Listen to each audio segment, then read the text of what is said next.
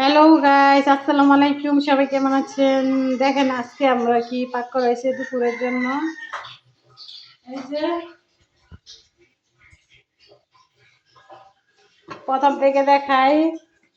এই যে এটা হয়েছে কেসকি মাছ, ঠিক আছে? তো এটা হচ্ছে কেসকি মাছ। তারপরে এটা যে শাক ভাজি করছি, লাউ শাক। এগুলি শাকটা প্রথমে সিদ্ধ করে তারপরে বাইটটা নেওয়া লাগে, ঠিক আছে? কেউ যদি না পারতে পারেন তাহলে ব্লেন্ডার করে নিতে পারেন। তারপরে এটা হচ্ছে সবজি, লাউয়ের ডাঁটা, দুন্দুল, বেগুন, আলু, পাঁচমিশালি সবজি। এটা হচ্ছে শুটকির ভর্তা।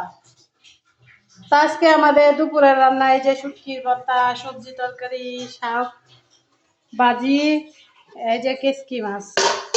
সবার দাওয়াত রইলো, কে কে আসবেন? সবার দাওয়াত রইলো দুপুরে খাবারের জন্য।